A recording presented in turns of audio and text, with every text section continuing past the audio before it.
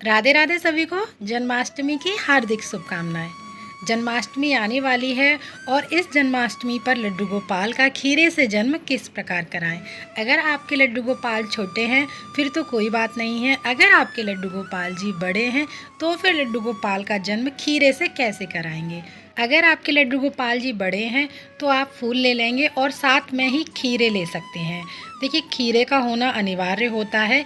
खीरे से ही लड्डू गोपाल का जन्म कराया जाता है और जब आप लड्डू गोपाल को जन्म कराएंगे तो लड्डू गोपाल को कोई भी हमें वस्त्र नहीं पहनाने होते हैं। यहाँ तक कि हमें लड्डू गोपाल को कोई भी नैपी या लंगोट भी नहीं पहनानी होती है।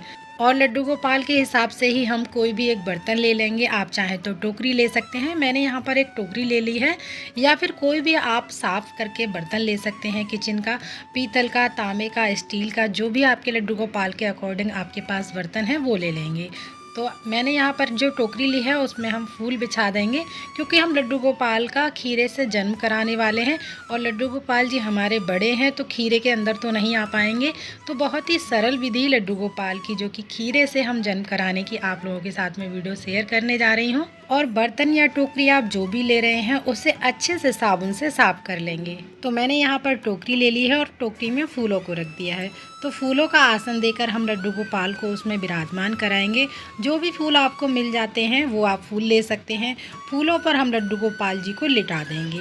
तो बहुत ही आराम के साथ में हमें लड्डू गोपाल जी को लिटाएंगे और इसके बाद लड्डू गोपाल जी को फूलों से ढक देंगे। हमें लड्डू गोपाल जी को पूरा कवर कर देना है फूलों से। हमें ये प्रक्रिया यानी शाम के 7 बजे के आसपास, यानी दिन जब छिप जाता है उसके आसपास हमें लड्डू गोपाल को इस तरह से फूलों में ढकना है। और हमें डंठल वाले खीरे ले लेने हैं। अगर आपको डंठल वाले खीरे मिल जाते हैं तो बहुत ही अच्छी बात है, और अगर नहीं मिलते हैं तो आप बगैर डंठल वाले खीरे भी ले सकते हैं। तो पहले लड्डू गोपाल को हमें फूलों से कवर करना है, उसके बाद खीरे से कवर करना है। देखिए, आप चाहें तो यहाँ पर 1 खीरा ले सकते हैं, या 2 खीरे भी ले सकते हैं, या 4 खीरे भी ले सकते हैं। इसके बाद में हमें लड्डू गोपाल जी को एक कोई भी लाल कपड़े से या पीले कपड़े से, जिस भी पात्र में लड्डू गोपाल को आपने लिटाया है जन्म कराने के लिए, उनको ढक देंगे। ये प्रक्रिया मैंने बताया है जिस प्रकार शाम के 7 बजे के आसपास हमें ये प्रक्रिया करनी है।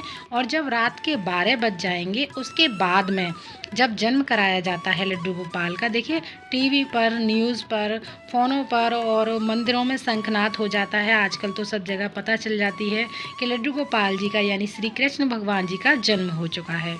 ये शाम को प्रक्रिया करने के बाद में आप चाहें तो अपने घर में मंदिर का डेकोरेशन कर सकते हैं, जन्माष्टमी की और तैयारियां कर सकते हैं। लड्डू गोपाल के लिए अच्छे अच्छे भोग बना सकते हैं। जब 12 बज जाएंगे यानी 12 बजे के बाद मंदिरों में शंखनाद हो जाएगा, उसके बाद में हम ताली बजाकर, घंटी बजाकर या भजन गाकर या मंत्र बोलकर हम उस कपड़े को हटा देंगे।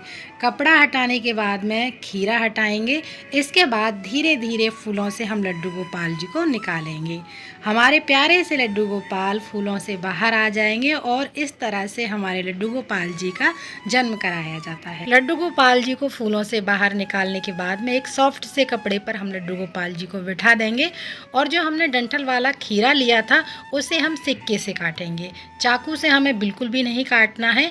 आपने जो भी खीरे लिए हैं आप उसमें से एक खीरा ले लेंगे और सिक्के की हेल्प से हम क्लॉकवाइज घुमाते हुए लड्डू गोपाल का जो खीरा लिया है वो से हम डंठल वाली साइड से कट कर देंगे।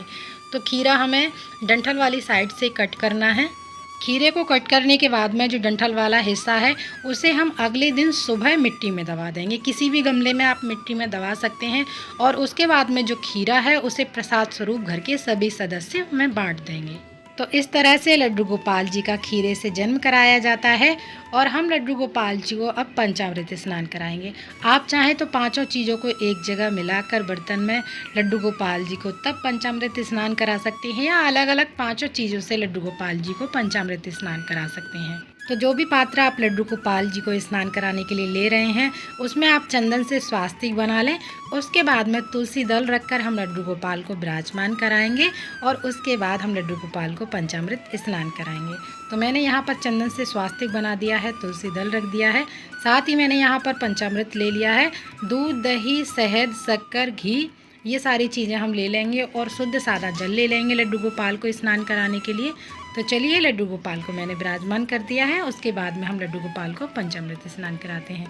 तो पहले यहाँ पर दूध से स्नान कराएंगे, उसके बाद दही से स्नान कराएंगे, फिर हम शहद से स्नान कराएंगे, घी से स्नान कराएंगे, लास्ट में शक्कर से और जल से स्नान कराएंगे। स्नान कराने के बाद में हम लड्डू गोपाल जी का सुंदर सा श्रृंगार करेंगे।